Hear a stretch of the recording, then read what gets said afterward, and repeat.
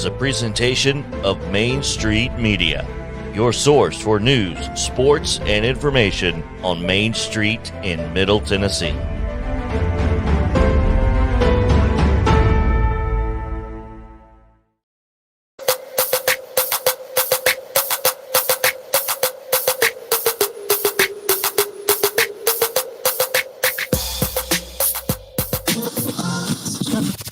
From preps to pros and everything in between, it's Southern Middle Tennessee Sports Today.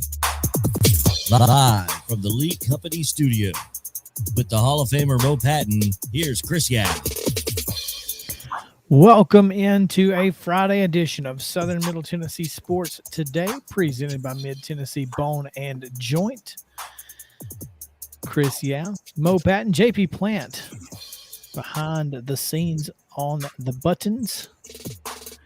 Glad to have you all with us here as we continue our snow week, basically. It has been much like February of last year, Mo. We just kind of got stuck at home, but the good thing is we've had some really good shows this week, and it's been a lot of fun. Obviously, I got a chance to get outside and play in it a little bit, so that's always good too. But how have you enjoyed your snow week? It's been different, you know, coming out of the holiday and everything, and you're ready to get cranked back up and everything. And obviously the logistics of it have been a pain, but you know, like you said, we dealt with it last February, so we kind of got some, as Alan Sills said, we got some contingency plans in place, and I think we've salvaged a pretty good week out of it. Like you said, some pretty good shows, had some great guests, and so hopefully next week will be closer to normal. Yes, normal is good, except that we will be a 4-day week. Once again, I want to let you know we will not be on the air on Monday afternoon. So at 4 o'clock, you can hear on 101.7, you can hear the Alabama pregame show. It will start at 4 o'clock. So we will not be on the air, and that's perfectly fine. We'll be getting ready to watch the game ourselves. I'm looking forward to it. It's going to be a good one, and we're going to talk a lot about it today. We've got a great show for you. John Brice, footballscoop.com, is going to join us. We'll also make our predictions against the spread and the final game. I don't think Mo can be caught at this point. I think the fantasy that at least in the bowl pick'em, I don't think right. Mo was able to quite catch up in overall season long, but yeah. I think he's got it for the bowl picks. So yeah, we'll give you our pick in the last segment, and we'll break down the championship game finally just before the last time we'll get a chance to talk about it. So looking forward to it. We'll also talk about the Tennessee Titans, of course. Their Week 18 game is kind of a big one because it's a win and you're the number one seed. So we'll talk to Andrew Moore about that game as well.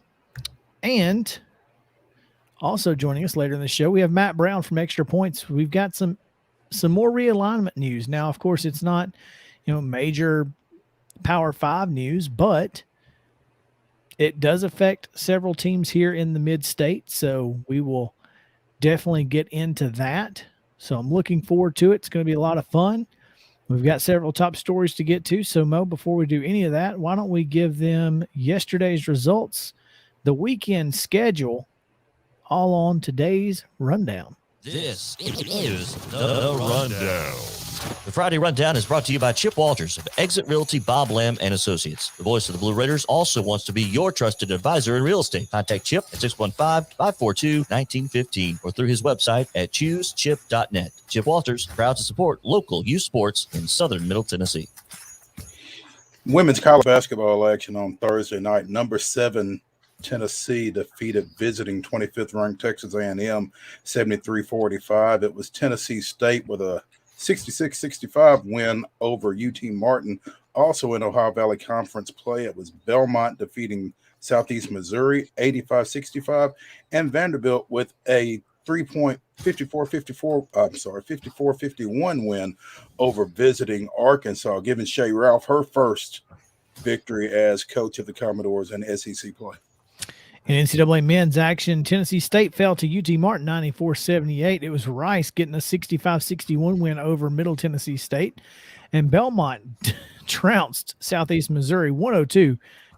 In NHL action last night, Nashville Predators continue their winning ways, a 4-2 win over the Los Angeles Kings. No high school basketball action tonight, but tomorrow, games that we are aware of. Providence Christian will make up its Thursday night game at Columbia Academy at 2:30 p.m. on Saturday. That's a doubleheader. Girls play at 2:30. Guys follow. At 3 o'clock, Columbia Central travels to Page for a 3 o'clock double dip. And at 4, Independence and Summit will open District 12 4A play. Again, that's at 4 o'clock at Summit. Also, the Grind to Shine tournament, Classic at Shoals Christian, Alabama, will include Lawrence County and Florence, Alabama playing, and also Loretto will play Haleyville. In high school wrestling action on Saturday, I presume, Summit will be at the Johnny Drennan Invitational at Father Ryan. And junior college basketball, the Cleveland State women will travel to Columbia State. That's a 2 p.m. tip. In NBA action on Saturday, the Grizzlies will be at the Clippers. I guess at the Staples Center or whatever it's called now. It's not the Staples Center anymore. 2:30 tip on Saturday, but then at 8:30 on Sunday, they will play the Lakers in the same building. So there you go. All right.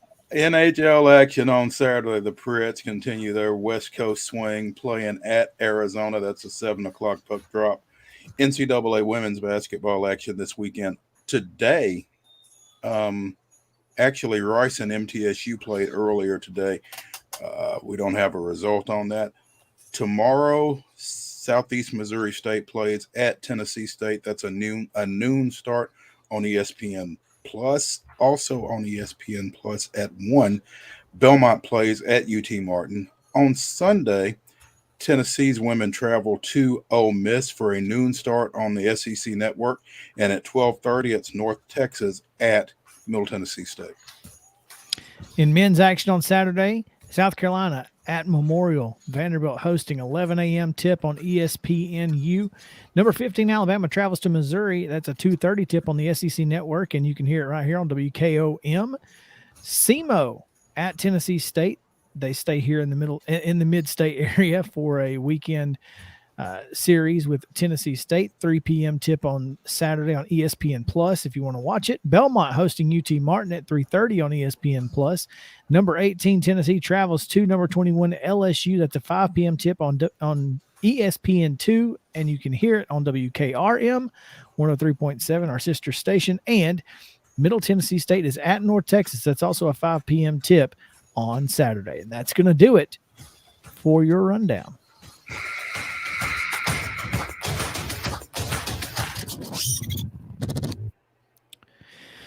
All right, a few top stories. It looks like, according to Evan Drellich of The Athletic, that the Major League Baseball Players Association and I'm got that backwards. MLBPA, not MLPBA.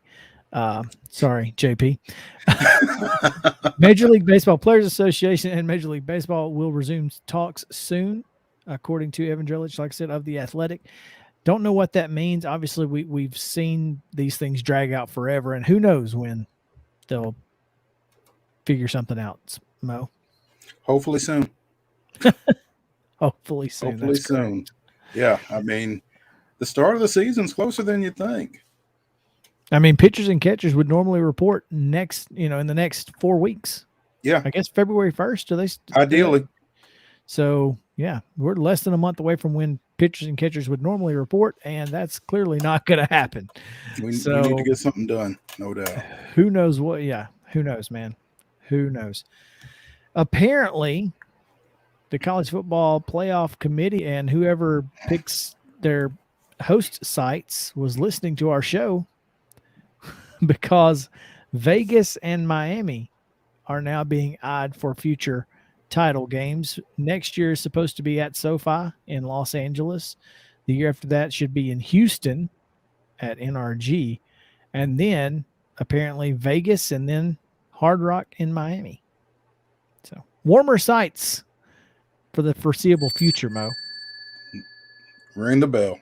Well, Ring the bell. A lot of my friends from Alabama are making their trip up. Aaron Suttles from The Athletic, he said, look, from Nashville to Kentucky was an absolute, it was messy. It was absolutely messy. So, I mean, I get it. Dunaway, Ryan Brown, and Lance Taylor from the Next Round Live, they were leaving after their show ended at 1:00 today, headed to get a Sprinter van from one of their sponsors in Decatur and heading up. And basically, they were saying, if Aaron's right, we may have to stay in Nashville tonight. Like, I don't know. So yeah, it's tough. So let's get these warmer climates going, man. Yeah. I'm here for that. Of course, I'm not sure if they would be driving from Alabama to Vegas though. No, but it's probably easier to fly too. I have a friend who's doing the dumb fly up the day of thing. Yeah, it is dumb. I mean, the good thing is you have all day, right? I mean, the time zone doesn't change, so you can hop on. If maybe your flight gets canceled or delayed or something, you could maybe even get in a car and drive. I mean, you could legitimately leave by noon and get there in time, even from Alabama. You're just putting yourself in a position that. Oh yeah. I mean, it's more stressful than it needs to be to me. So, but hey, do you? Exactly. You do you, and I'm not going to worry about it. Yeah. But I know where I'm going to be watching the game. That's right. The comfort of my home. Mo, last night we mentioned it, Tennessee with a big win over number 25 Texas A&M, but Gary Blair, Texas A&M coach in his final season as head coach of the Lady Aggies, fitting tribute to Pat Summitt last night. Yeah, he talked about it after the game in the post-game conference. Texas A&M will not be playing UT during the We Back Pat week, which starts next weekend, I believe. And so he wore an Alzheimer pin in tribute to Pat Summitt during the game and spoke about it again during his post-game conference and said, we back Pat. I've always backed her. Since we're not playing during that so-called week, I saved one of my best suits to bring it out and wear this to honor Pat. So those two go way back to his days at Arkansas and even beyond. And anybody that's dealt with Gary Blair for any period of time knows what a class act he is. So that was just great to see in his final season, like you said, as coach at Texas A&M to honor Coach Summitt in that manner back at TBA. Wear your best suit. I like it. Finally, in our top stories, we want to mention MainStreetPreps.com has posted their Fab 15, both girls and boys power rankings. Girls led by Blackman. Local schools of note, Page at number 5, 14-1. Loretto, 14-0, and sits at number 8. Summertown, 16-1 on the year, sits at number 12. They're only lost to Creekwood, 58-55, who is noticeably missing from the Fab 15. So there's that. On the boys' side, Beach, I believe, is topping the list at 19-0. They are phenomenal. Great team. Columbia sits at number 7. They're 11-2 on the year and very, very good. And that's it. Nobody else from our area makes the list. So, told you that we got a chance to play out in the snow earlier today, Mo. I actually have a video of Sarah and Charlie. Check this out. 1, 2, 3. We got into the tire tracks where it was basically nothing but ice. And yeah. So last night we tried it. It didn't really work out, but today It was much better. Pretty impressive run there by Mrs. Yao. Well, it was all ice, and our landlord actually helped us out. He gave us a little, it looks like a trash can lid, but it apparently is not. So anyway, come back. We've got Matt Brown, Extra Points, joining us on Southern Middle Tennessee Sports Today. Stick around.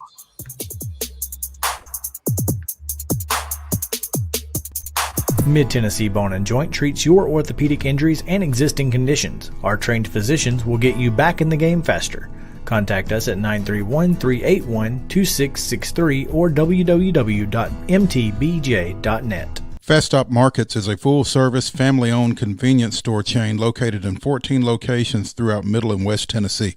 For those in our listening area, you can find them in Columbia, Centerville, Lawrenceburg, Spring Hill, Dixon, and White Bluff. Fast Stop partners with wholesale fuel brands like Shell, Marathon, and Exxon, delivering a consistent customer experience that is fast, friendly, and clean. If it's not already, it will soon become your go-to store to shop in town or on the road. Fast Stop Markets is proud to be keeping you moving in Tennessee. Keep your home as comfortable as possible. If you have any issues with your air conditioner, electrical, or plumbing systems, call Lee Company. Our techs use visual findings and other technology tools to add transparency and clarity. You see what we see, whether we're in a crawl space or on the roof. We're here 24/7, so if you need us, call us. Lee Company. Call 931-548-4448 today or schedule your appointment at leecompany.com. That's leecompany.com. Hey folks, while we take a quick break from the show, I want to tell you about our friends over at Custom Stone Handlers in downtown Columbia. Ned Rich and his team at Custom Stone Handlers believe in leadership. And outside of the military, our greatest leader building platform is sports. Custom Stone Handlers proudly encourages young people to get in the game. You can contact them today at 931-490-4990 or visit CustomStonehandlers.com. Mid-Tennessee Bone and Joint has been the official sports medicine provider for Murray County Schools for more than 40 years. We specialize in orthopedic injuries, and our Ortho Quick walk-in service lets you bypass the ER. Visit us online at www.mtbj.net.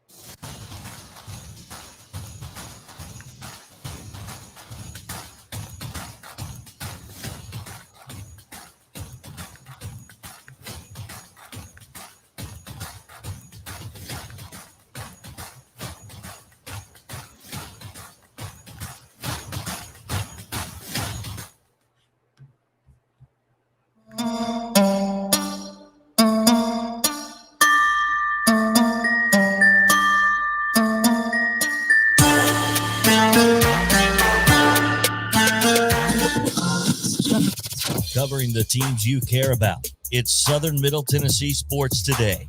Once again, live from the Lee Company studio with the Hall of Famer Mo Patton. Here's Chris Yao.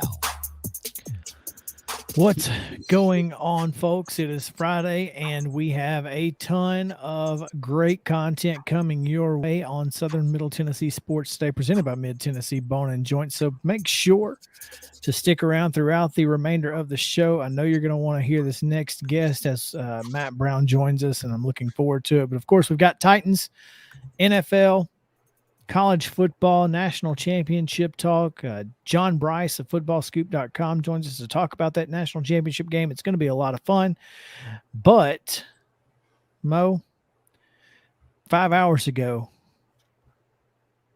we had a tweet from Matt Brown. But what if I don't care about college football, you ask? What if the only thing I'm interested in is Missouri Valley and Ohio Valley Conference basketball and Olympic sports, as well as maybe some D2 schools? Well, he says, good news. He has some content, and that he does, which is why we love having Matt Brown of D1 Ticker and Extra Points newsletter to join us. Matt, thank you for taking some time, and thank you for being on top of all of this. We are greatly appreciative. Well, thanks for having me. Yeah, and when you say, Chris, he has some content, he certainly does. And you mentioned in the last segment that there was some realignment news of local interest.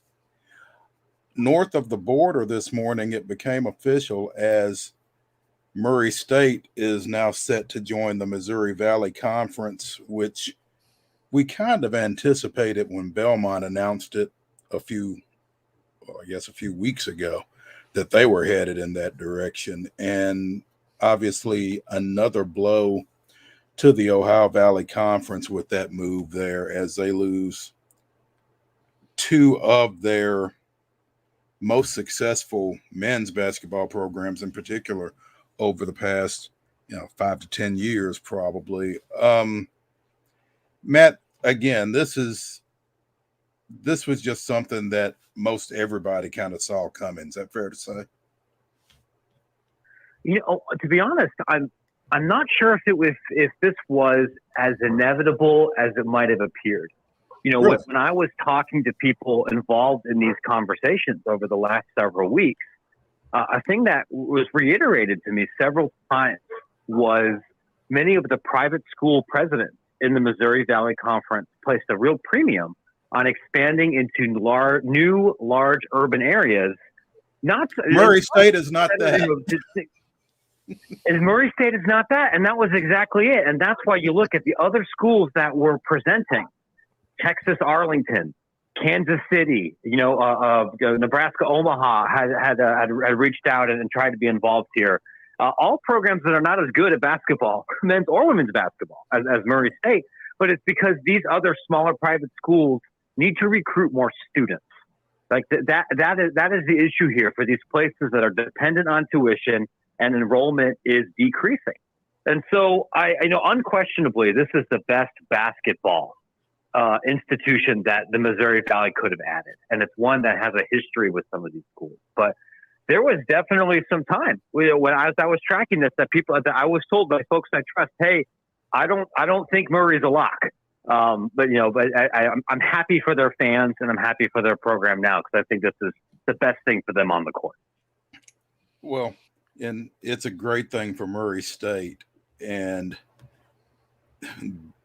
the flip side of that is it's just the further depletion again of the Ohio Valley Conference. And someone asked me on Twitter who's left in the conference. And let me run through this list, Matt, and you can correct me if I'm wrong. But to my understanding, Eastern Illinois, Morehead State, Southeast Missouri State, Southern Illinois, Edwardsville, Tennessee State, Tennessee Tech, and Tennessee Martin.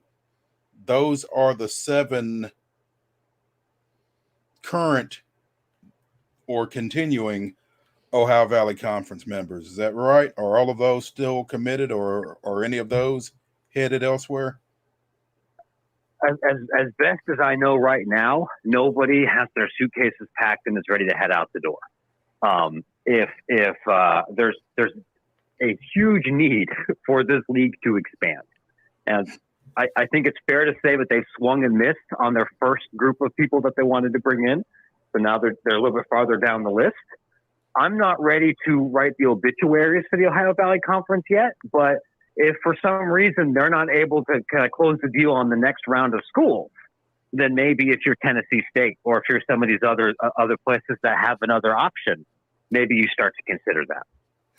And this particularly from a football standpoint, because SIUE does not play football, and Morehead is in the Pioneer for football. So you've only got 5 OVC football playing institutions in that bunch. Is that right? That is right. And I will say, I don't know for certain right now exactly where Murray State is going to play football.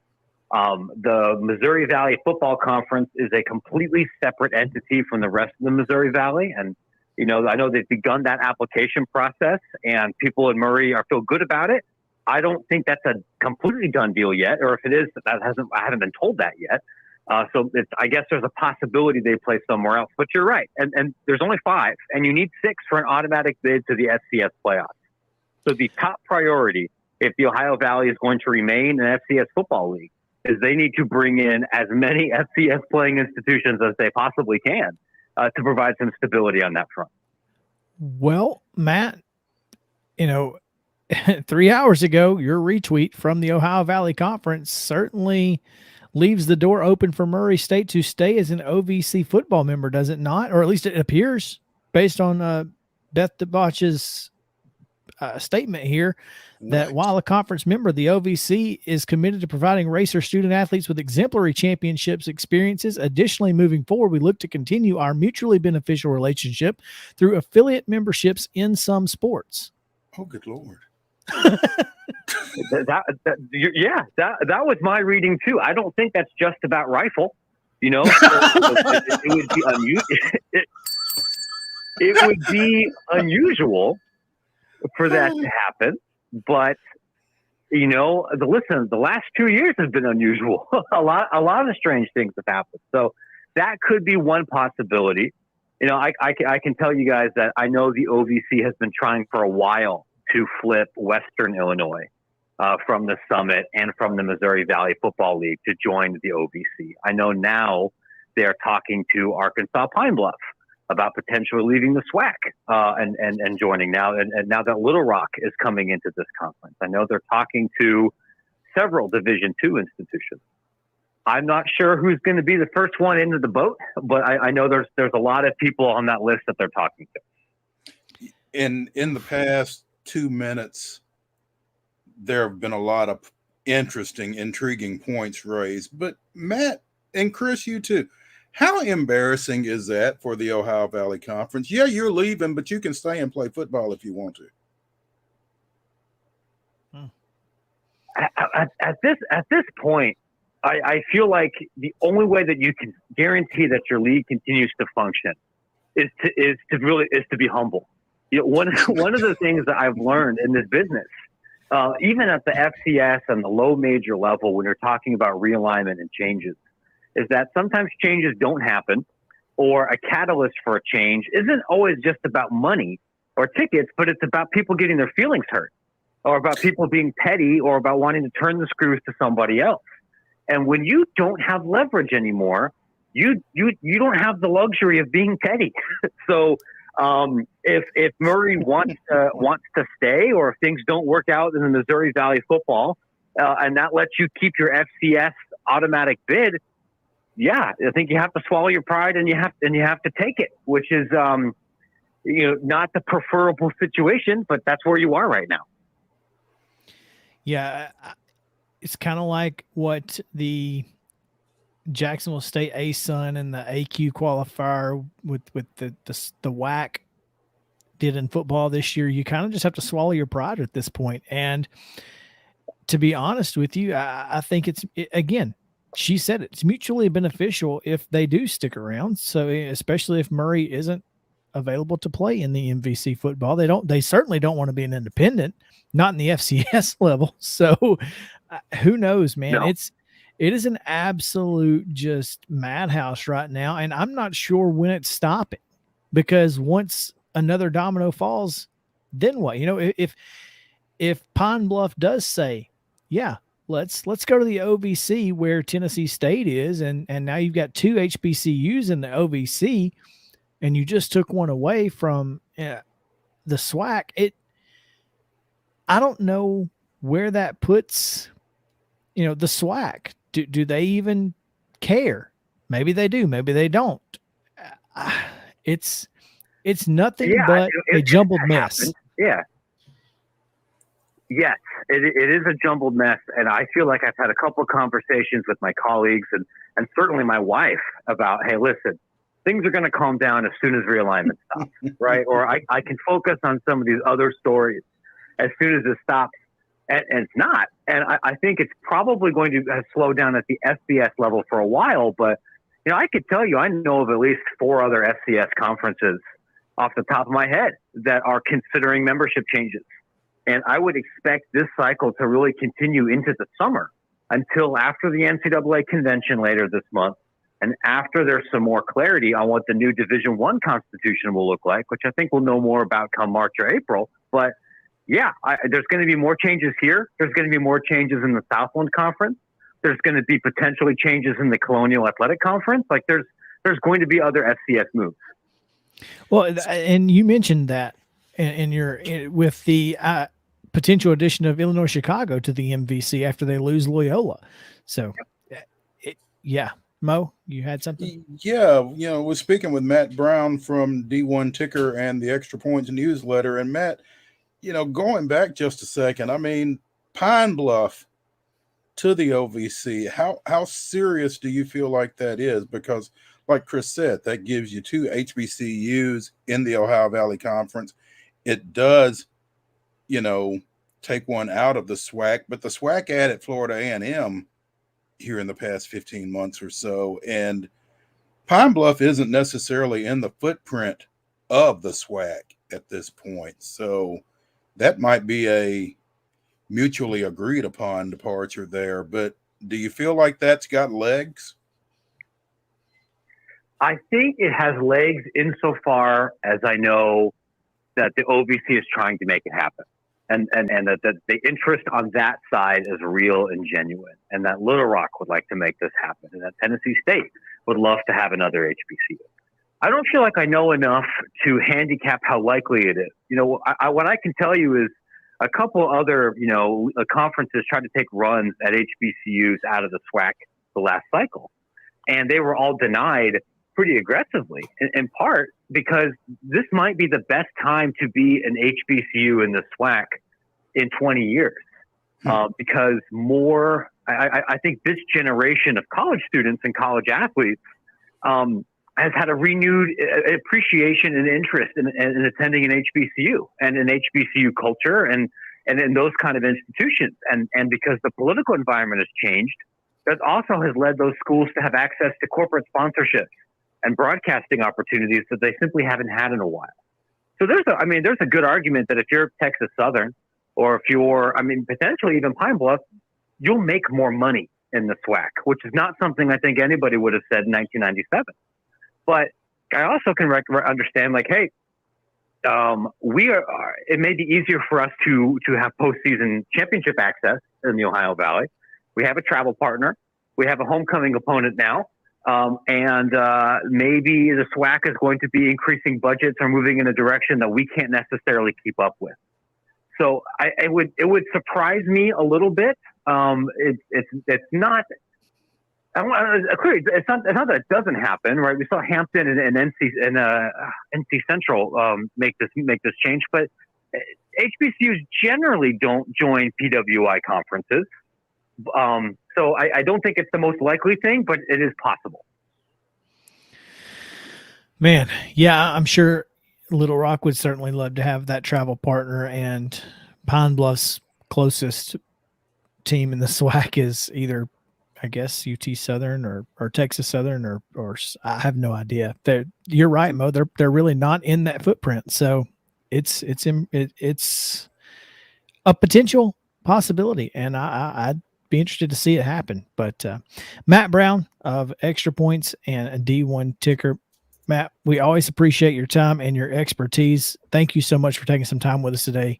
We look forward to talking to you again. Yeah, you bet. Have a great weekend, fellas. Thanks for having me. Yes, sir.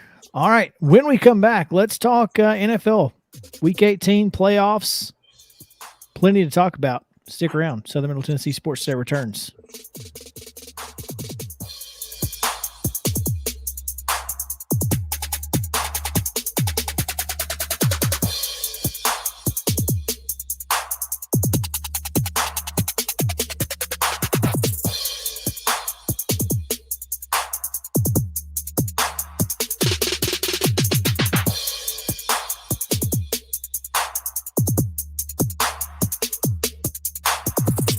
Mid-Tennessee Bone and Joint treats your orthopedic injuries and existing conditions. Our trained physicians will get you back in the game faster. Contact us at 931-381-2663 or www.mtbj.net. Fast Stop Markets is a full-service, family-owned convenience store chain located in 14 locations throughout Middle and West Tennessee. For those in our listening area, you can find them in Columbia, Centerville, Lawrenceburg, Spring Hill, Dixon, and White Bluff. Fast Stop partners with wholesale fuel brands like Shell, Marathon, and Exxon, delivering a consistent customer experience that is fast, friendly, and clean. If it's not already, it will soon become your go-to store to shop in town or on the road. Fast Stop Markets is proud to be keeping you moving in Tennessee. Keep your home as comfortable as possible. If you have any issues with your air conditioner, electrical, or plumbing systems, call Lee Company. Our techs use visual findings and other technology tools to add transparency and clarity. You see what we see, whether we're in a crawl space or on the roof. We're here 24/7, so if you need us, call us. Lee Company. Call 931-548-4448 today or schedule your appointment at leecompany.com. That's leecompany.com. Hey folks, while we take a quick break from the show, I want to tell you about our friends over at Custom Stone Handlers in downtown Columbia. Ned Rich and his team at Custom Stone Handlers believe in leadership. And outside of the military, our greatest leader building platform is sports. Custom Stone Handlers proudly encourages young people to get in the game. You can contact them today at 931-490-4990 or visit CustomStonehandlers.com. Mid-Tennessee Bone & Joint has been the official sports medicine provider for Murray County Schools for more than 40 years. We specialize in orthopedic injuries, and our Ortho Quick walk-in service lets you bypass the ER. Visit us online at www.mtbj.net.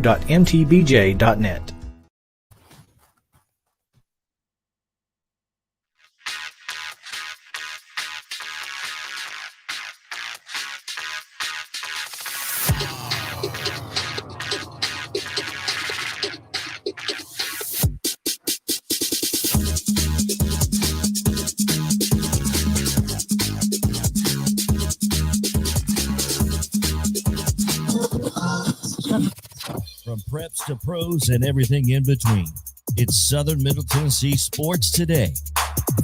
Live from the Lee Company studio. With the Hall of Famer Mo Patton, here's Chris Yow. Welcome back in to Southern Middle Tennessee Sports Today, presented by Mid-Tennessee Bone & Joint. Looking forward to continuing our conversation. If Andrew's in, he can absolutely join this conversation if we can get him in, because we are going to be talking about the NFL here in this upcoming segment. There's a lot to talk about because playoff scenarios are getting a little wild. And week 18, sometimes week 18 tends to kind of be, or week 17 in the past. There's never been a week 18, but week 17, has always kind of been, well, you've got your seed locked up or whatever, and maybe you're resting some folks. And there are some teams who will be resting some folks, but it doesn't appear that the Colts will be one of them, because the Colts still have to win to get in.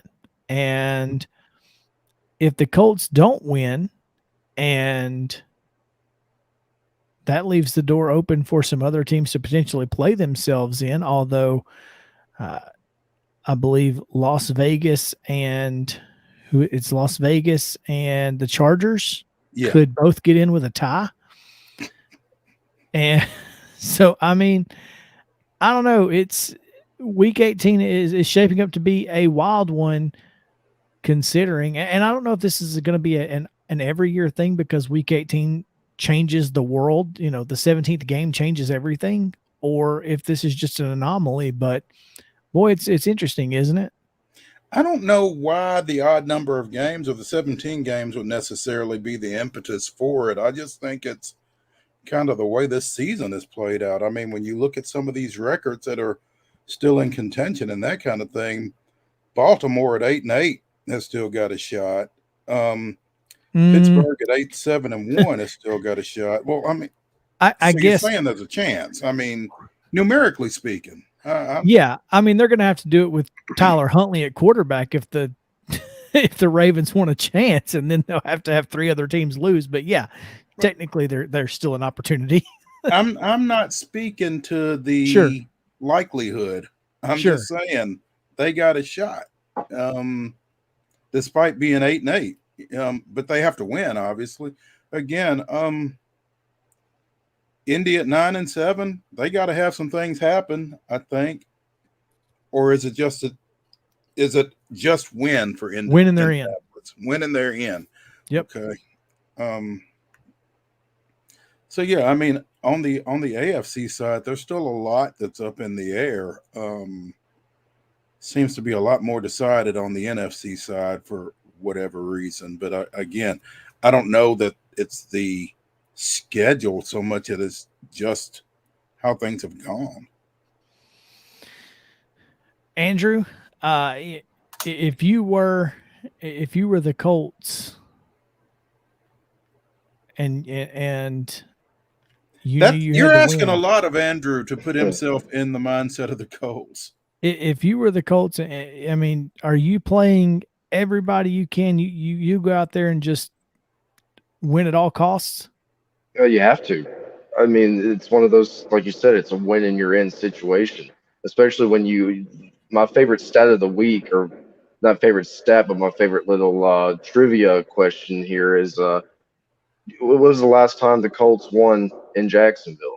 I'm sure y'all have seen that on Twitter. They haven't won in Jacksonville since 2014. Wow. That's a long time.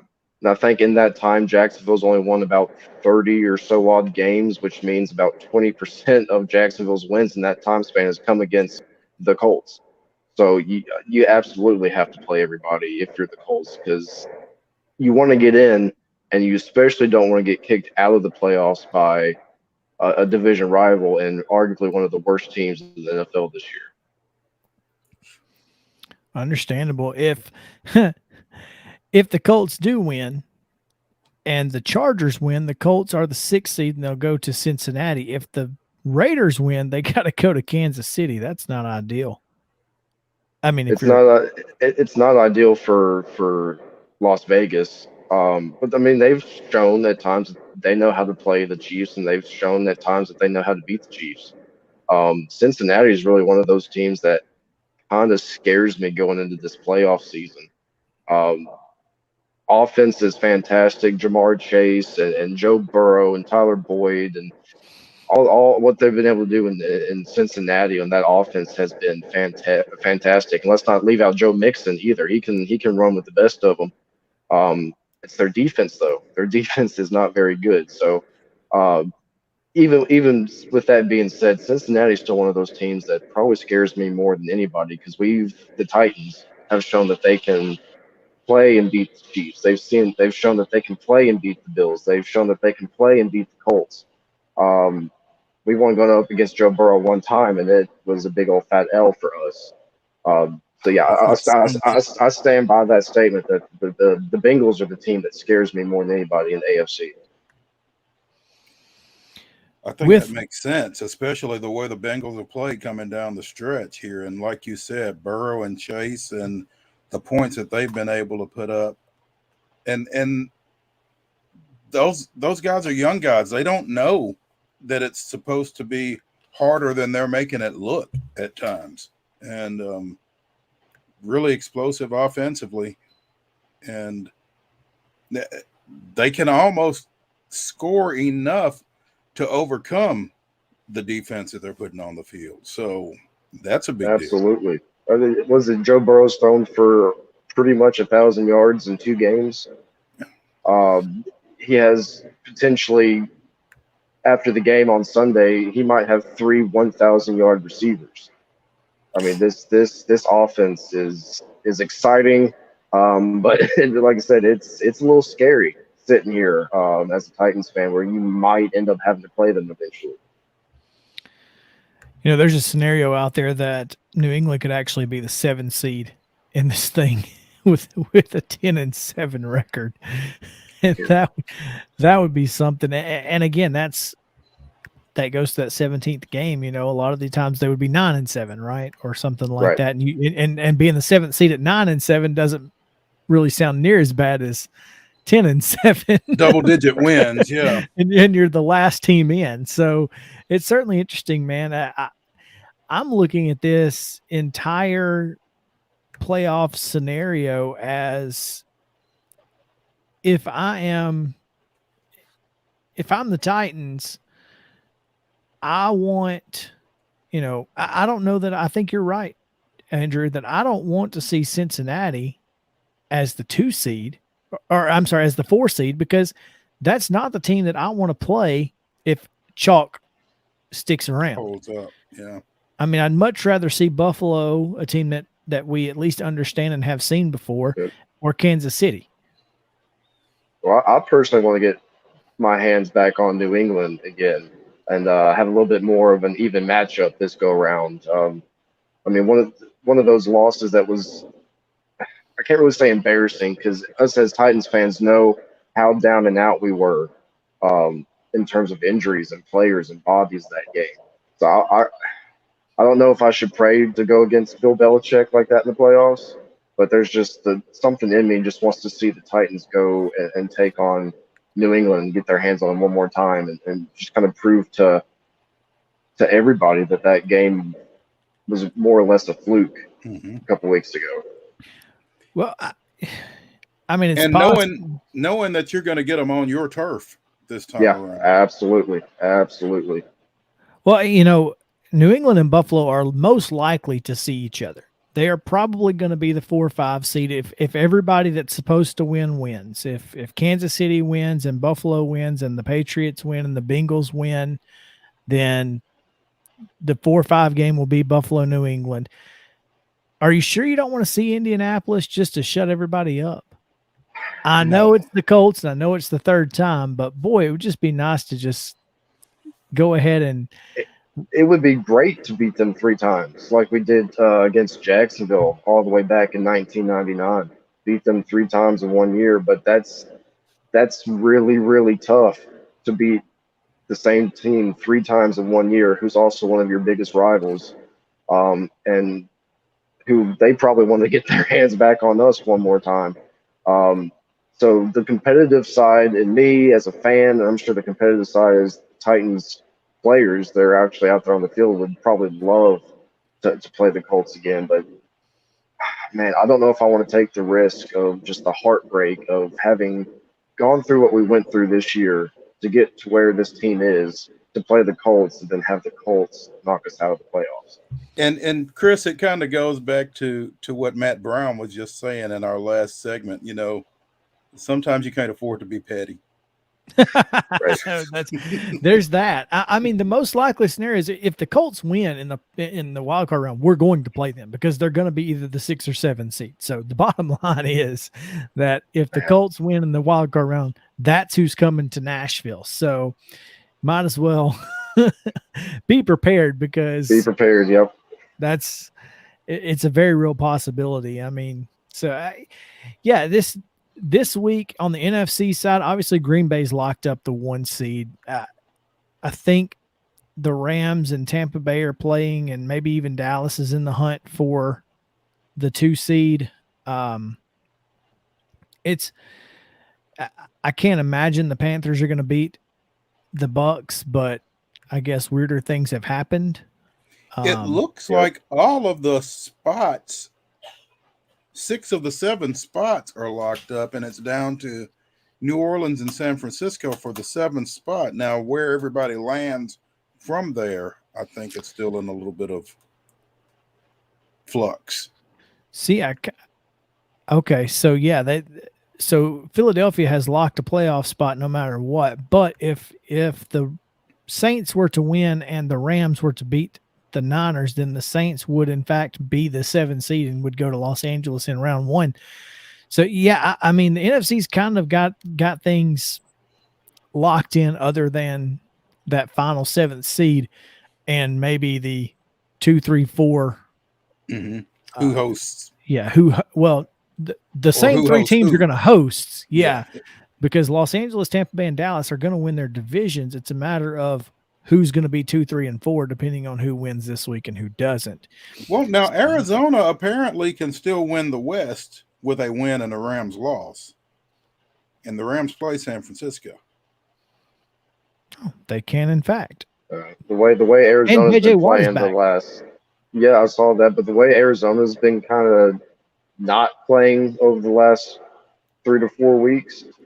I'm not a betting man, but I would actually put my money on the Rams to take that division over Arizona, which is crazy to think about. Like just maybe 6 weeks ago, we aren't saying that because they were looking amazing. But I think my money might be on the Rams. I don't know, man. Arizona plays Seattle, and as iffy as Arizona has been as of late, Seattle has been that all year. Yeah. Yeah. And the 49ers are good enough to beat LA.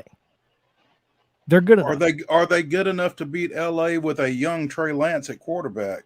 I mean, I think Trey Lance is a better option than Jimmy G. Garoppolo. Yep. That's a fair statement. I'm gonna be a little unprofessional here for a second, guys. I gotta go plug my phone up so it doesn't die on you guys. Well, that would be good. Yeah, we don't want it to die because we want to have you in the next segment, and we definitely will have you in the next segment when we talk about specifically this Titans Texans game that is on Sunday. It's going to be a lot of fun. So NBC, Sunday Night Football on NBC tweeted out who would win in the Super Bowl if the 2-1 seeds were to play each other, and it's overwhelmingly in favor of Green Bay, which means the Titans probably like their chances. Come back with us. We'll talk more about it. Andrew, the Earl Moore are going to stick around. So we'll talk more Titans on the other side of the top of the hour. Southern Middle Tennessee Sports Day returns after this.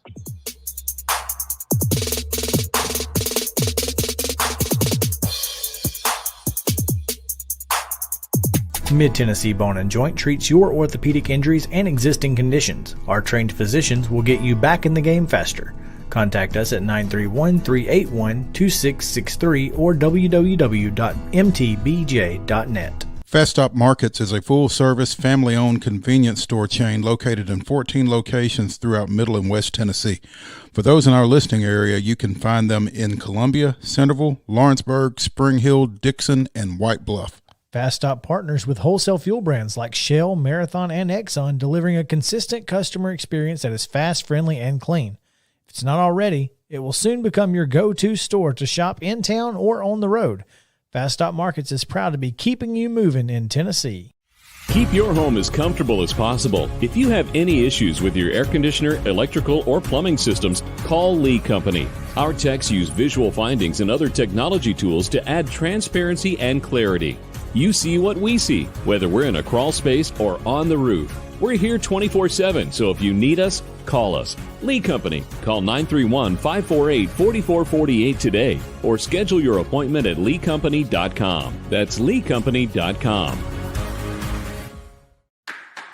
Hey folks, while we take a quick break from the show, I want to tell you about our friends over at Custom Stone Handlers in downtown Columbia. Ned Rich and his team at Custom Stone Handlers believe in leadership. And outside of the military, our greatest leader building platform is sports. Custom Stone Handlers proudly encourages young people to get in the game. You can contact them today at 931-490-4990 or visit CustomStonehandlers.com. Mid-Tennessee Bone and Joint has been the official sports medicine provider for Maury County Schools for more than 40 years. We specialize in orthopedic injuries, and our Ortho Quick walk-in service lets you bypass the ER. Visit us online at www.mtbj.net.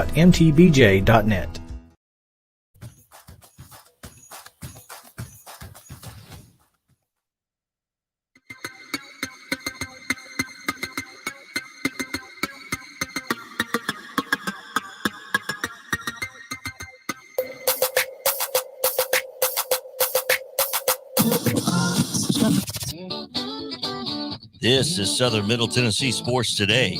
Sports talk like it used to be. You know, like your crazy uncle used to listen to. Only better. Here's Chris and Mo.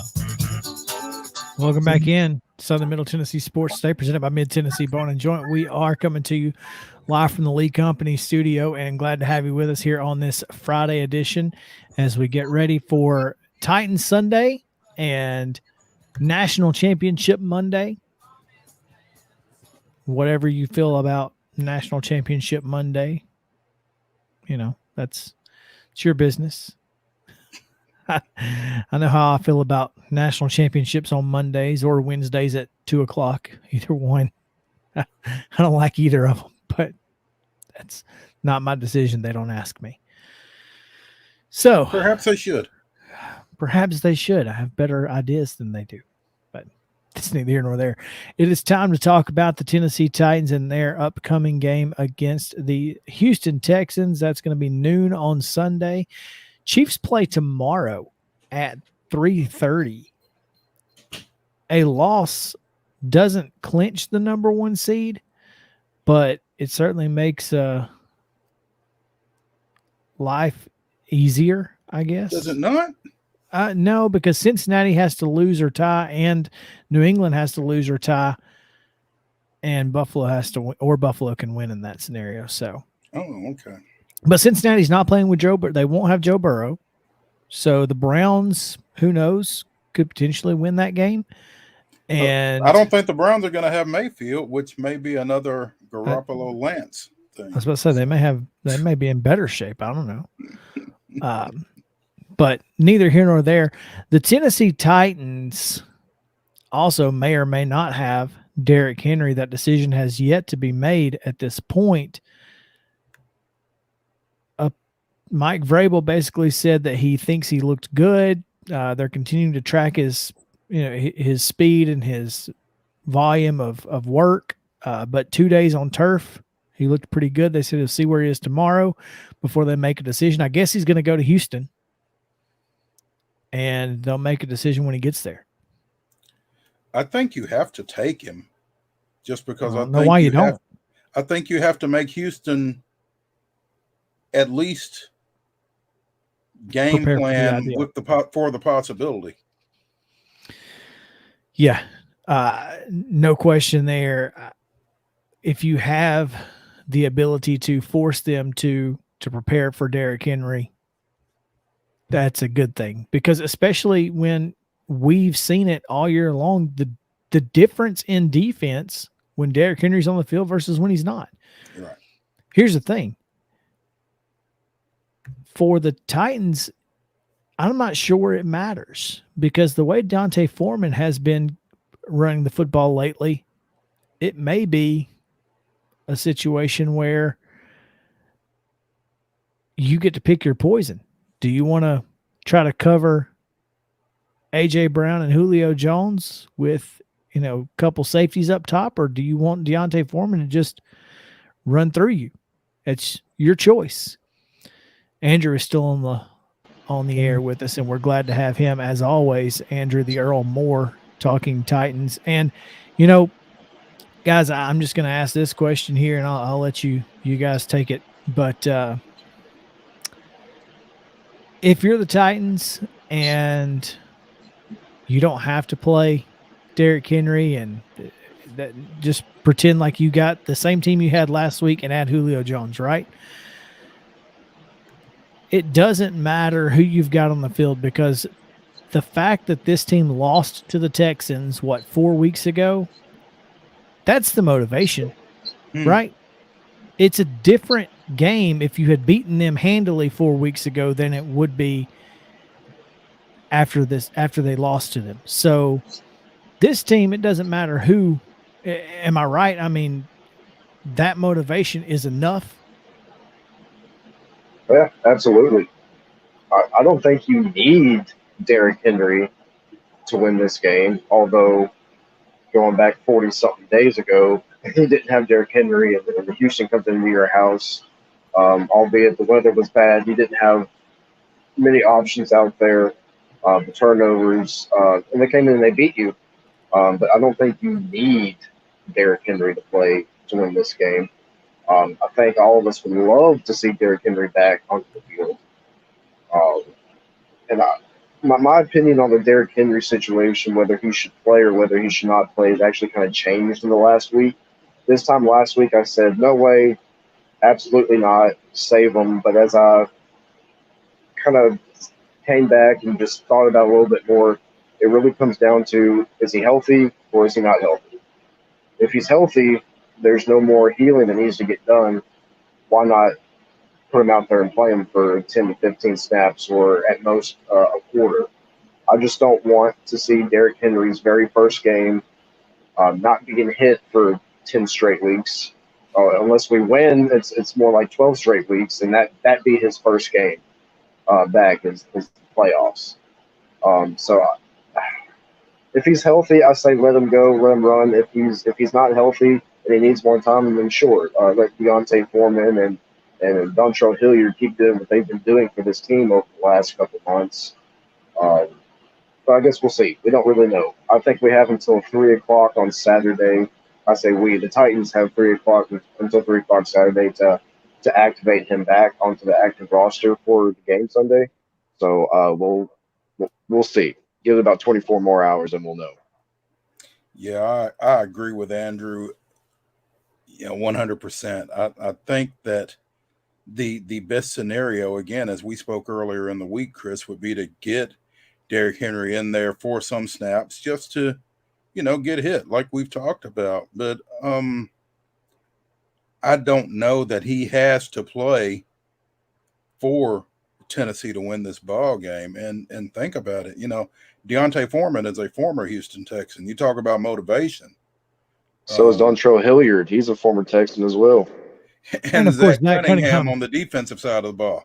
So, you've got three guys that would love to go into Houston and wrap up the number 1 seed with a win over their former team, I would think. So yeah, I don't think Derrick Henry is pivotal in this ball game, but in terms of the big picture, I think it would be great if you could just get him a few snaps and see how he reacts to it. So I'd like to see him get in there and break a long one so that he could maybe get 63 yards in the game. 63, is that what he needs for 1,000? Yep. That would be incredible for a guy to play less than, basically half a season and still get 1,000 yards. Well, yeah, get him his 1,000 and get him out. Yeah, I would have no problem with that. Yeah. Well, we'll look back on this season and we'll remember that it was the season that Derrick Henry unfortunately got injured. But when we go back and we look on like NFL.com or ESPN and we look at the stats and we see that one with 3 zeros behind it, it's just going to feel a little bit better, I think. There's no question.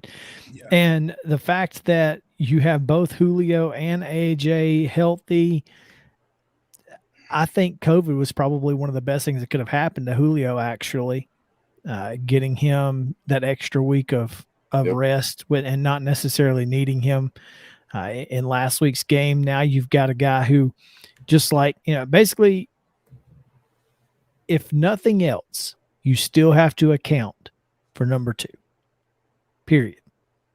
If he's on the field, you got to account for him.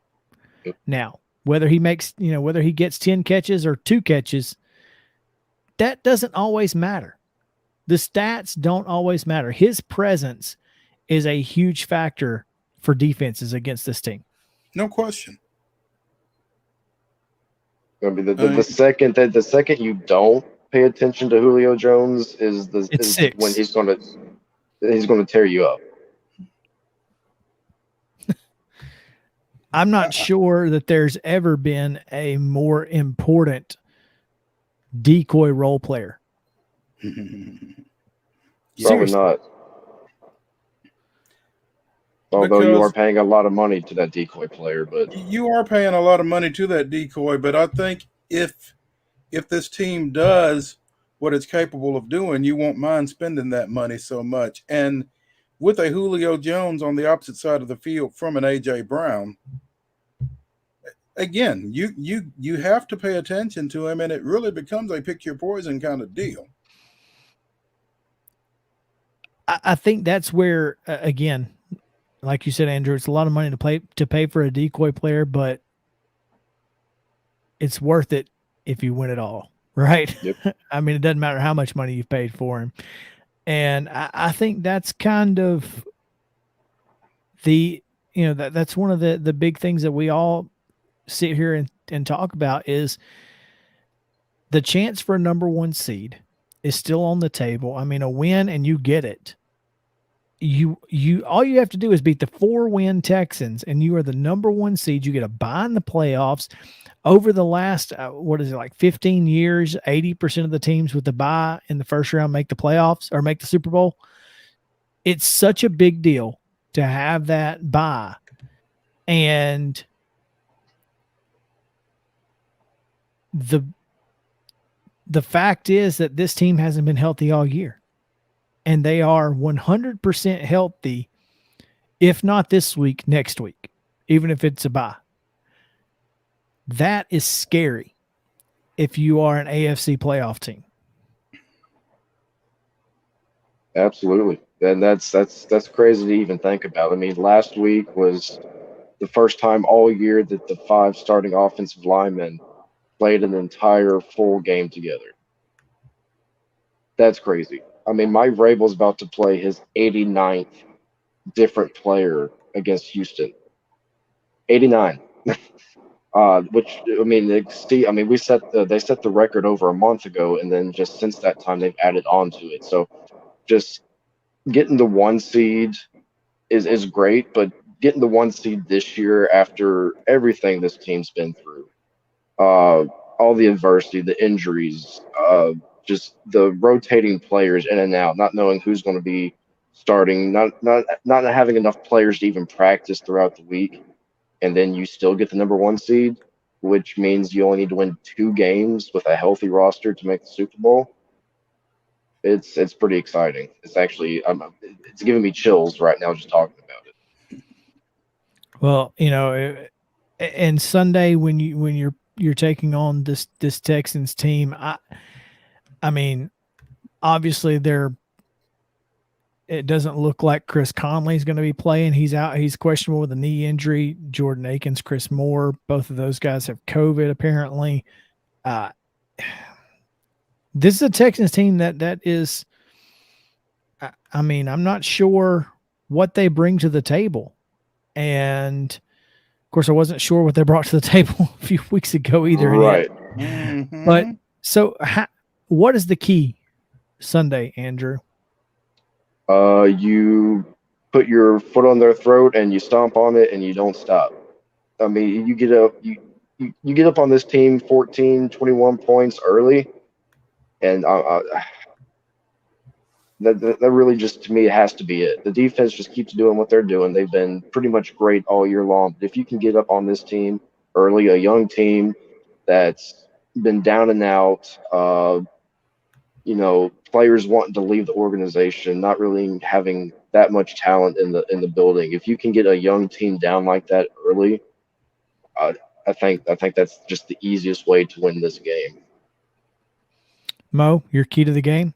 I agree with Andrew. If you win the flip, you take the ball, you go down and score, and you just, take away any hope of them winning as quickly as possible, and just keep pounding them, get physical with it, and just leave no doubt.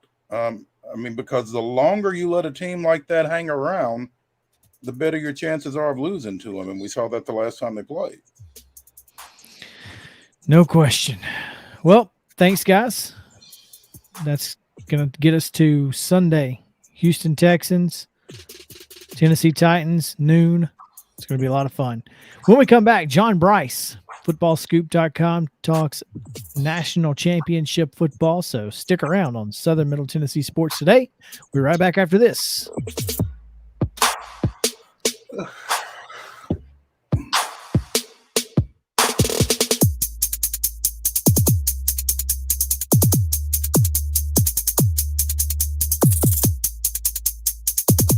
Mid-Tennessee Bone and Joint treats your orthopedic injuries and existing conditions. Our trained physicians will get you back in the game faster. Contact us at 931-381-2663 or www.mtbj.net. Fast Stop Markets is a full-service, family-owned convenience store chain located in 14 locations throughout Middle and West Tennessee. For those in our listening area, you can find them in Columbia, Centerville, Lawrenceburg, Spring Hill, Dixon, and White Bluff. Fast Stop partners with wholesale fuel brands like Shell, Marathon, and Exxon, delivering a consistent customer experience that is fast, friendly, and clean. If it's not already, it will soon become your go-to store to shop in town or on the road. Fast Stop Markets is proud to be keeping you moving in Tennessee. Keep your home as comfortable as possible. If you have any issues with your air conditioner, electrical, or plumbing systems, call Lee Company. Our techs use visual findings and other technology tools to add transparency and clarity. You see what we see, whether we're in a crawl space or on the roof. We're here 24/7, so if you need us, call us. Lee Company. Call 931-548-4448 today or schedule your appointment at leecompany.com. That's leecompany.com. Hey folks, while we take a quick break from the show, I want to tell you about our friends over at Custom Stone Handlers in downtown Columbia. Ned Rich and his team at Custom Stone Handlers believe in leadership. And outside of the military, our greatest leader building platform is sports. Custom Stone Handlers proudly encourages young people to get in the game. You can contact them today at 931-490-4990 or visit CustomStonehandlers.com. Mid-Tennessee Bone & Joint has been the official sports medicine provider for Murray County Schools for more than 40 years. We specialize in orthopedic injuries, and our Ortho Quick walk-in service lets you bypass the ER. Visit us online at www.mtbj.net.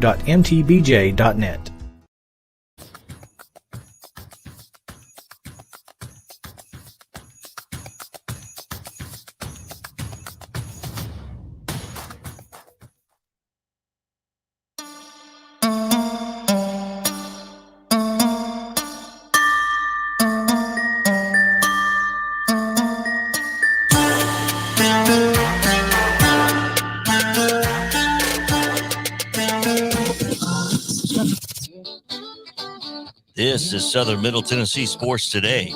Sports talk like it used to be. You know, like your crazy uncle used to listen to. Only better. Here's Chris and Mo. Welcome back in Southern Middle Tennessee Sports Today, presented by Mid-Tennessee Bone & Joint. Hope you guys are having a phenomenal Friday. Looking forward to it myself. We've got a lot of great stuff coming up this weekend. These next few weekends are some of my favorite, Mo. When we get NFL football on Saturday and Sunday, it's a lot of fun.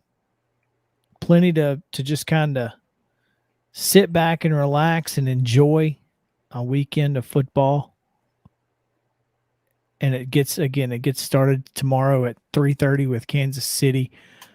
And then obviously Sunday we get the Titans. And then Monday night is the national championship for college football, which is always a blast. And for the 6th time in 8 years, I believe, the Alabama Crimson Tide will be taking part in the championship game. This time they will once again take on the Georgia Bulldogs, a rematch from a couple of years ago and a couple of weeks ago. So, yeah, always fun. But to talk about that, looking forward to it as John Brice of footballscoop.com joins us here. And John, welcome in. Glad to have you. Glad to join you gentlemen here on the eve of the weekend, and hope you both had a happy new year. It did. It was very nice. It was very quiet, John. I hope yours was the same. Hey, obviously, as Chris was saying, we've got this national championship game on Monday, and you know, to some degree, you feel like you've seen this already. At the same time, despite the outcome when they played in Atlanta a few weeks ago, the team that lost that game is picked to win this game. Can you explain that to me? Make me understand how that is. Yeah, that's definitely a very interesting element that Georgia is a slight favorite in this game. I think that it probably has to do with the old sports conventional wisdom that it's hard to beat a team twice. And I think it also has to do with the fact that it's a long season, and Georgia was sort of due for a hiccup, but had been, at least especially on the defensive side of the ball, really the most superior power conference team in the land. And then I think it has to do with respect for opponents played in the semifinals, and there's much more respect, I think, for what Cincinnati did, for what Michigan did going through the Big Ten gauntlet than what Cincinnati was able to accomplish, earning its way as the first ever group of five. So I think Georgia overpowered and dominated Michigan. I think that in a lot of ways, Alabama really sort of just systematically picked apart Cincinnati almost like an inter-squad scrimmage. And I think all of those are factors. Chris would also tell you that John Mechie not being available for Alabama makes a difference. That's probably, I think that's probably right.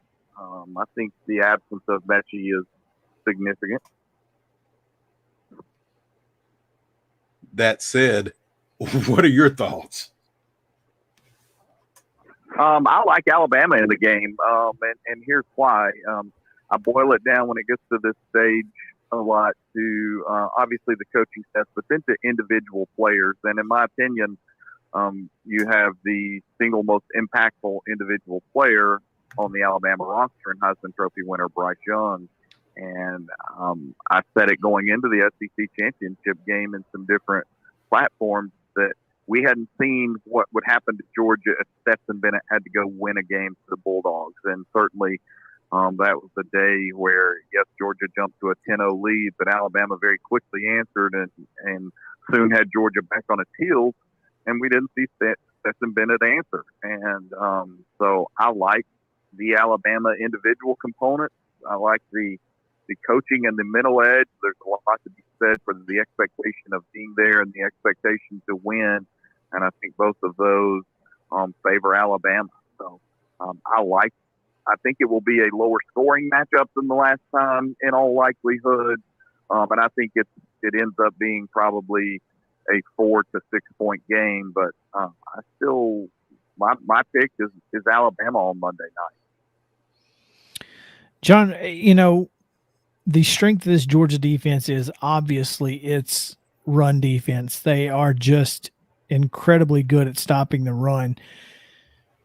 With the fact that John Mechie is out, is Alabama ready? Are they prepared to lean on Brian Robinson more on Monday night, or are they just going to try to run when they can and beat this team with Bryce Young? Yeah, I think this is one of the great traits of Nick Saban through the years is that he has evolved, and his only stubbornness is the stubbornness to win, and he doesn't care in what manner he does it.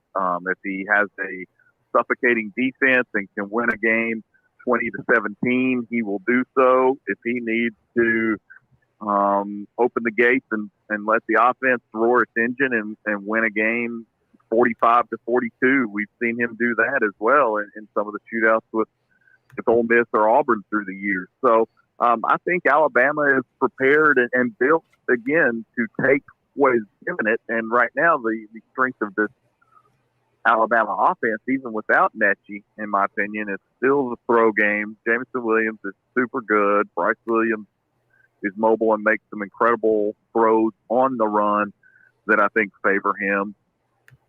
And so, I think Robinson can carry the load, but Alabama's not going to be stubborn against the Georgia defense. And if Georgia still stacks its box to force Alabama into the throw game and to completely take away the run as much as possible, then that's how Alabama will go attack Georgia. Now, you can bet they'll have some wrinkles in the run game to try and get Robinson more involved and to also absolutely take pressure off of Bryce Young. But again, I think the Alabama offense still has nice weapons. Robinson catches it fairly well out of the backfield.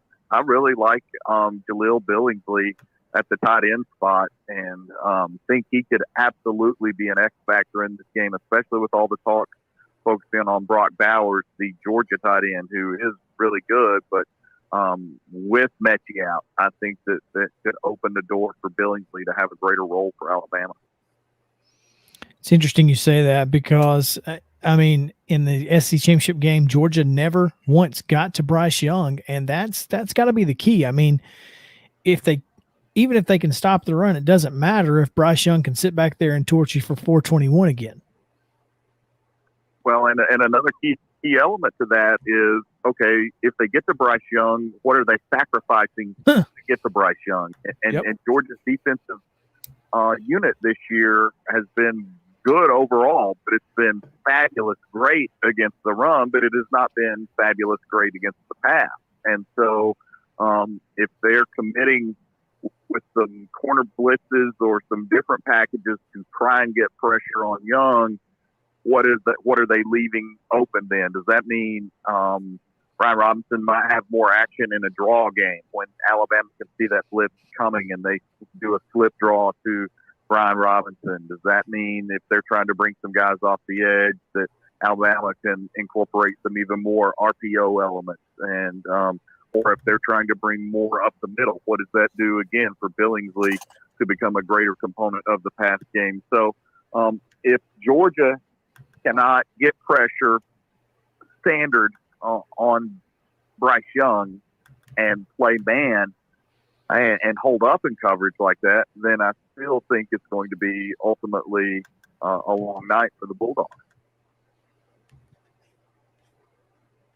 Speaking with John Brice from footballscoop.com here. And, on the flip side, Alabama's defense, led by Will Anderson and Henry To'oTo'o. Sorry. Had to got a little choked up there. I don't know what that was.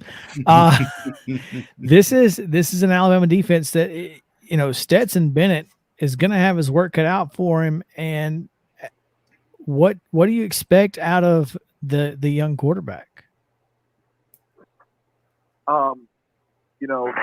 Again, it's going to be probably more pressure on him than anybody in the game, whether that's fair or not, other than maybe Kirby Smart. He's obviously not in the game, so to speak. But I just think that,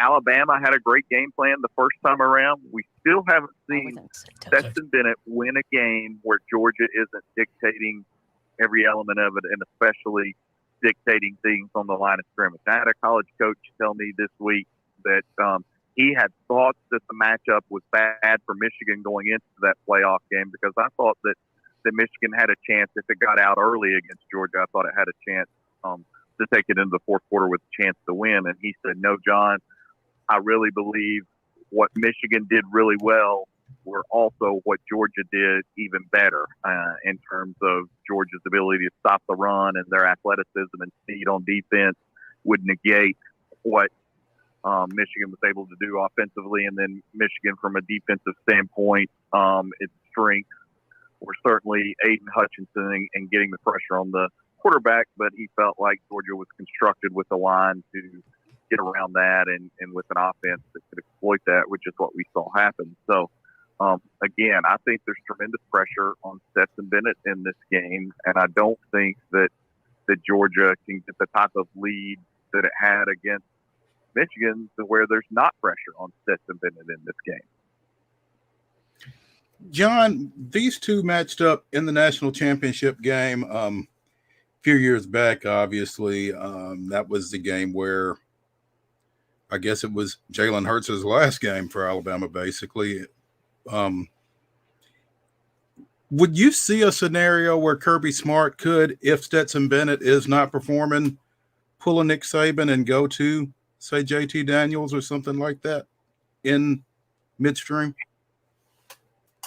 Well, I mean, look, you only get to this point ever so often, so I think every option is on the table for Kirby Smart and the Georgia Bulldogs. I think they certainly prefer and believe their best chance to win the game is sticking with Stetson Bennett through 4 quarters. But if Stetson Bennett is shaky, or if Stetson Bennett has a couple of costly turnovers and looks like the stage is overwhelming him, then I think you'll see Kirby Smart, potentially go to JT Daniels or certainly make other adjustments as necessary. It's the last game of the year. You don't worry about anybody's feelings when it gets to the last game of the year. You throw everything you have on the field and do whatever it takes to try to win a game, especially when you've had a 40-year drought without a national championship, and especially when you were on the cusp of ending it 4 years ago, 5 years ago, whatever it was, and then you saw that game evaporate before your eyes. So, again, there's tremendous pressure on Kirby Smart in this game, and there's tremendous pressure on Stetson Bennett in this game. And in my opinion, how those two handle it will dictate a lot about Monday night. Go ahead, Chris. Last game of the year, Brent. Can't hold anything back now. I couldn't help it. As soon as you said it, John, all I could think was was Dan Fouts and the Water Boy. Man. That being said, as far as Stetson Bennett and JT Daniels are concerned, they've got a lot of weapons on the outside now that George Pickens is back, Jermaine Burton, Ladd McConkey. They've got some really good options. And you mentioned Brock Bowers earlier. I mean, if they have to get into a scoring match, they've got the guys on the outside who can do it. So looking forward to that matchup as well, John. We got about a minute and a half left. I'm sorry. No, that's okay. Yeah, I think that's another great matchup. And look, we've seen a little bit more live out of the Georgia offense late, especially last week. They did some things. And these two coaches, I made this point on an appearance with the show earlier in the week. The reason we're kind of at this point are not only the talent of Alabama and Georgia on the field, but the resources that they have, the coaching staff that they have, not just the head coaches, but they have some of the deepest personnel and analytical staff and recruiting staff of anywhere in college football. And I think it shows. And I think that's why you've seen really Alabama and Georgia be two of the very top teams in college football all throughout this season. John Brice of footballscoop.com. John, thanks so much for taking some time with us today. We always appreciate it. Great insight there. And I'm looking forward to Monday night, as I'm sure you are. Yes, sir. I enjoy it, fellas. I appreciate the visit. Hope you have a great weekend. Yes, sir. You too. All right. When we come back, we're going to continue talking about the college football playoff national championship game and Mo, Chris, JP, final pick of the year. Should be fun. Stick around as we will come back to the Lee Company studio right after this.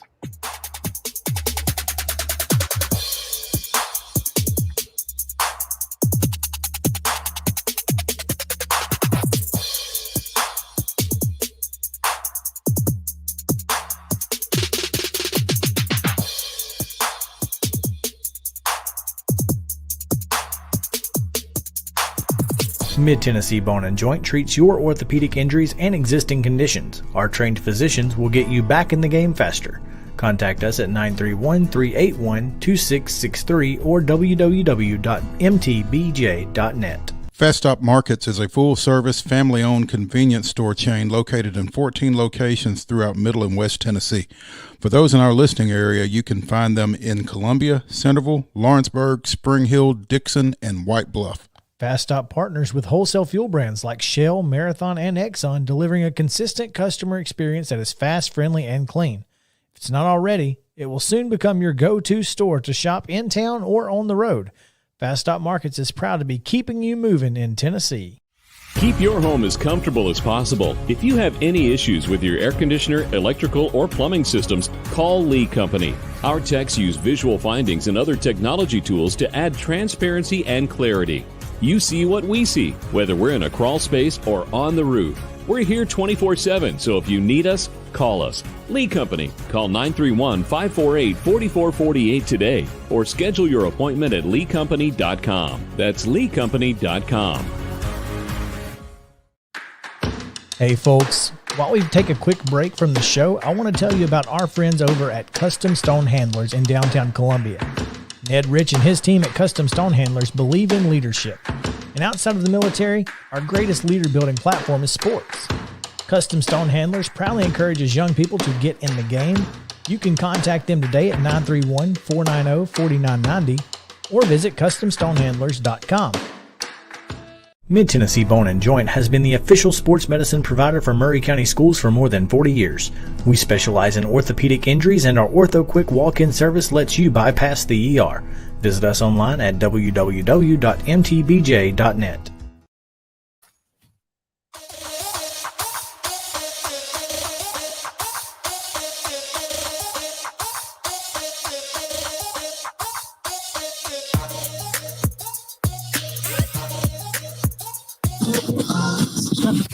The sports talk show you've always wanted.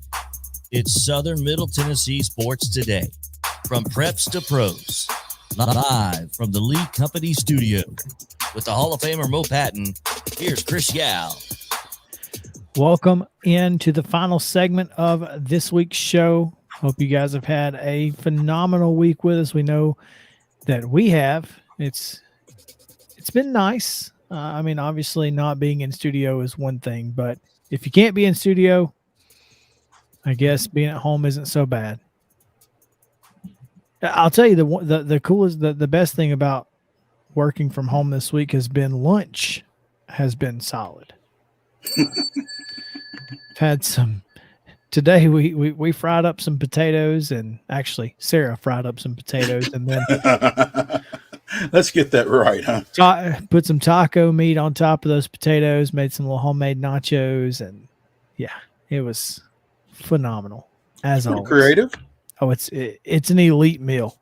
It really is. So you throw some sour cream on it. Of course, you put sour cream on it. All the sour cream. Okay. Hey, look, we've got a Charlie sighting in the building. No. What's going on? Look at here. Look at here. Oh, look at here. Right. They're not dressed nearly as warm as they were in that video we showed you earlier, but Charlie always having a good time. I love the blue. Yeah. She's wearing her llama jamas. Llama jamas? Llama jamas, yeah. Got a little llama on them. Hey, since we saw Charlie, how about another look at it? Right? Another look at it, yeah. For our regular listeners, that is Charlie with Sarah and tow sliding down your driveway.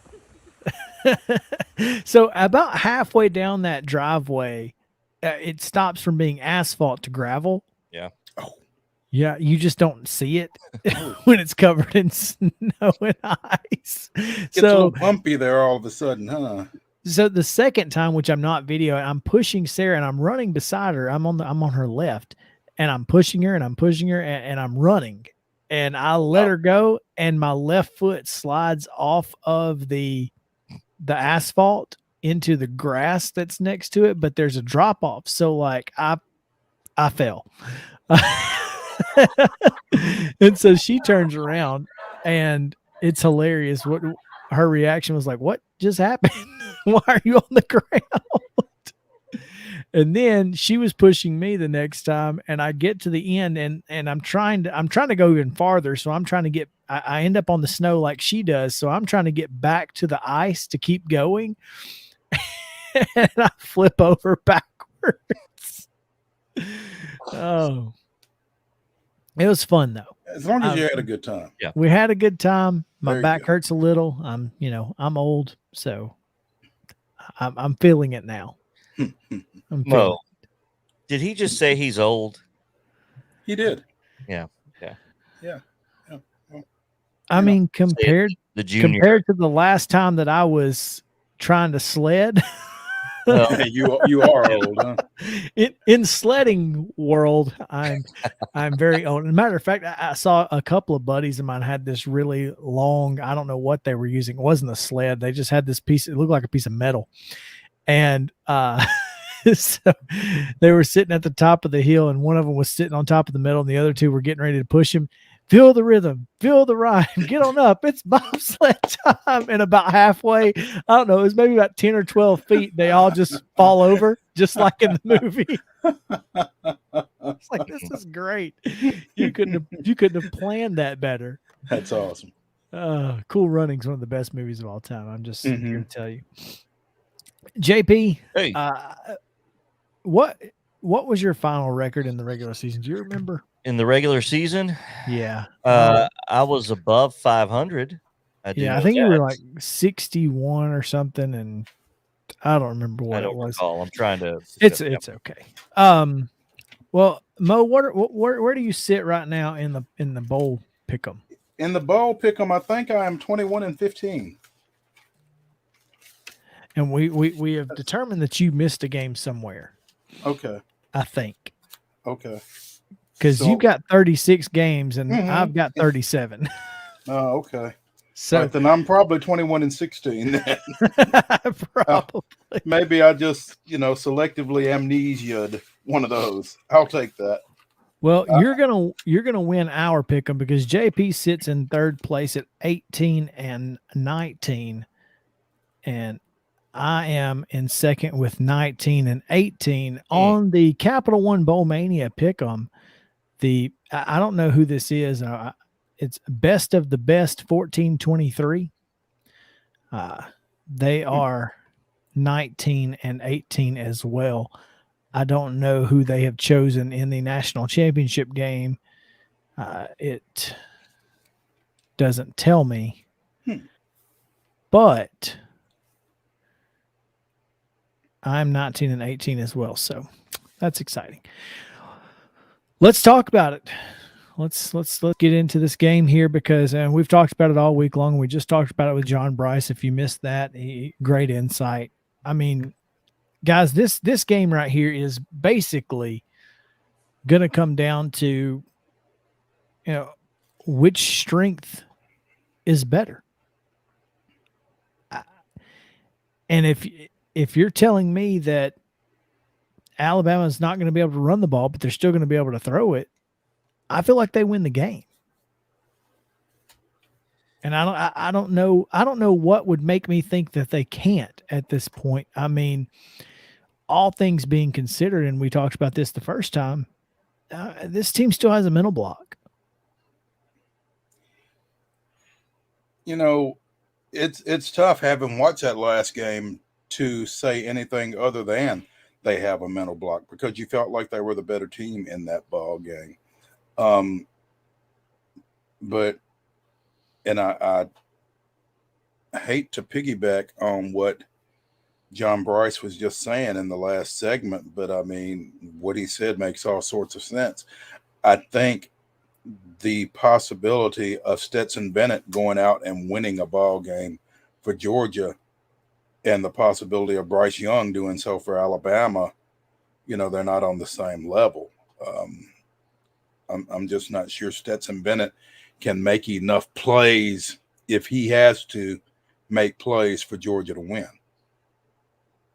It's a fair question, Mo. I guess my question to counter that is, will he have to? Going into the first game, I thought maybe Georgia would do better, and they obviously didn't. And how they reacted, I thought Michigan would have a shot to beat Georgia. I really did, because I didn't know how Georgia would respond, and the way that they responded has gotten me. I was impressed. I'll just put it that way. I was impressed with the way they responded. With that defense getting the pressure, they obviously didn't get as much as you would have thought in the first meeting with Alabama.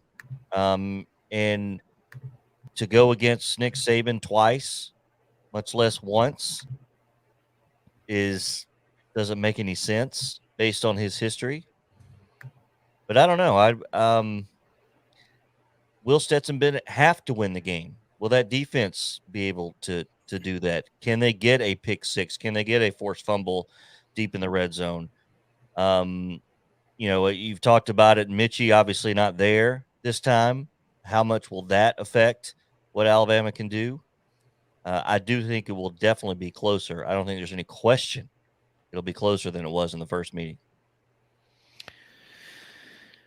I think Stetson Bennett does have to win the game. The positive is that, Alabama's cornerbacks, you've got a true freshman, Kool-Aid, McKinstry, on one side, and a JUCO transfer, Kyrie Jackson, on the other. And you've got three really good receivers, including Brock Bowers at tight end. To me, it feels like, if Georgia's going to win this game, they're just going to have to go out there and outscore Alabama. I don't think Georgia has the defense, to push Alabama. Now, obviously, you've got a defensive line that just destroyed the Joe Moore Award winners, by the way. Nolan Smith and Trayvon Walker on that right side, they're really good. They're really good pass rushers. And Alabama's going to have its hands full, but they had no issue with it the last time. So what adjustments are going to be made this time around to make sure that Georgia can get some pass rush?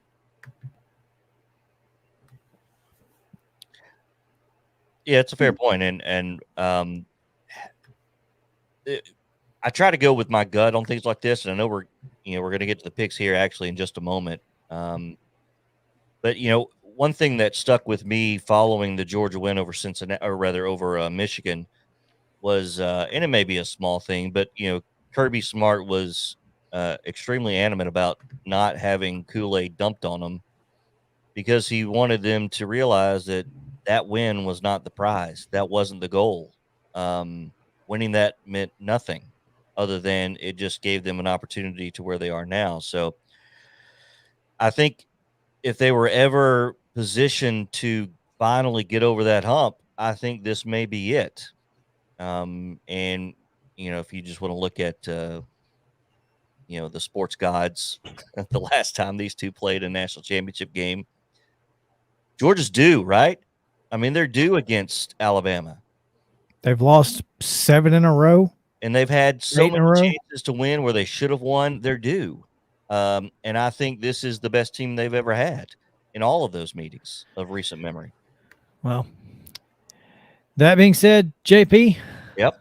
One more time. Let's go to the pick'em. All right. So, of course, Monday nights, if you want to watch the main telecast with Chris Fowler, Kirk Herbstreit, and company on ESPN, 7 o'clock, shortly after that, kickoff Central Time. It is Georgia currently a 2-point favorite. I think in our pick'em, it is 2.5. I think it's 2 in favor of Georgia. Of course, there are a plethora of other ways that you can consume this. Hometown radio, film room, all different kinds of ways. Just check all your ESPN and ESPN Plus. All right. So Alabama 13-1, Georgia 13-1. Mo, 2.5 points in favor of Georgia. That's right. Georgia's the favorite in this one up in Indy. I'm rolling with the underdog and the SEC poison. Champion. They bind the rat poison once again, huh? Yeah, I mean, I just, you mentioned the way Georgia bounced back against Michigan after the loss in the SEC championship game to Alabama. Michigan's not Alabama, I don't think. And I just think Georgia's ability to run past Michigan was the difference in that ball game. And I don't know that advantage exists in this matchup. And I just can't overlook, 41-27? Is that what the score was the last time? Yep. I'm taking Alabama. All right. JP, I am with Mo here. I think Alabama wins this game outright, so I'm going with the Tide, but I do think it's going to be a high-scoring affair, and I think Georgia's going to score some more points than they did last time, so should be fun, but I got the Tide. I think Georgia channels, 1980, 1981, the Dirty Dogs, Herschel Walker, and the Bulldogs, I think, get their first national championship in a long time. I think they get it done. I think this is the time they get over that hump, and makes it the second time that a Nick Saban disciple, if you will, beats them just for the second time. Happens the same year, but I just feel like it's Georgia's time. I do. It's a gut thing. We'll see. It's going to be fun. Y'all, we will not be on the air. Again, WKOM has Alabama pregame starting at 4 o'clock on Monday. We will see you Tuesday, so please come back with us. We'll have Reaction Tuesday and Top 5 Tuesday as well. Southern Middle Tennessee Sports Today for Mo and JP. I'm Chris Yao saying have a great day and stay cool, Columbia.